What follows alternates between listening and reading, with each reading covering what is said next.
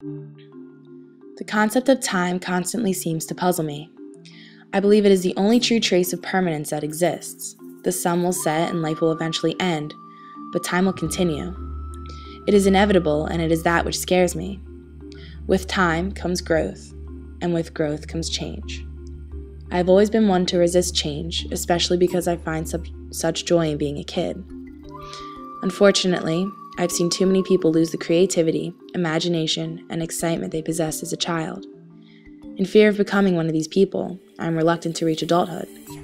I have come to believe that the way to happiness and end to my internal struggle is to find a balance between youth and maturity. I believe youth is purity and honesty.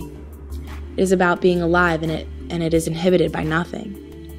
Young people are unlimited in thought and enlightened by everything. They are eager to learn and curious about the world in ways no other people are.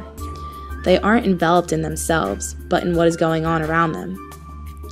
On the other hand, they also heavily rely on others to survive. They are ignorant of work, and they are incapable of independence. Chris McCandless, the main character of Into the Wild, retained many of these childlike qualities. However, he ignored societal responsibility and instead traveled to Alaska on his own. He was well educated and a skills outdoorsman, but just as a child would not be able to survive in the wild alone, Chris was not able to survive. Granted, Chris had experience, but his mind overdosed on childish thoughts. I am one to envy Chris McCandless's lofty ideas, though I would never come close to copying him. I believe his youthful acts can be repeated in moderation. I love the outdoors and often go hiking and camping. It is in nature that I feel young and free. But I believe in also remaining true to my responsibilities, which are expected from my family and friends. This is why a balance of youth and maturity is important. I believe maturity is etiquette and dependability. It is about being bold and courageous, but humble as well. Mature people are clever and intelligent, though they have flaws, for no one is perfect. In Shakespeare's Hamlet, Hamlet's tragic flaw is thinking too much. His constant thought overrides his ability to simply act to avenge his father's death. His rite of passage into adulthood has him facing a fine line between head and heart. His mature inclination is to think about the situation before being impulsive like a child. Overthinking led to even more deaths than there would have been if he had not been contemplating his actions.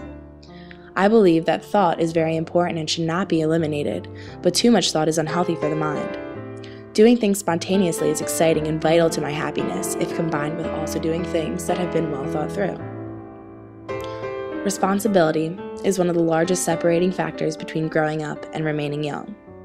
In the novel, Lord of the Flies, children who had never experienced adult responsibilities were forced to make decisions about basic needs such as food and shelter. The children were forced to think in ways they never had before, but were not mature enough to handle these responsibilities, resulting in murder and hostility.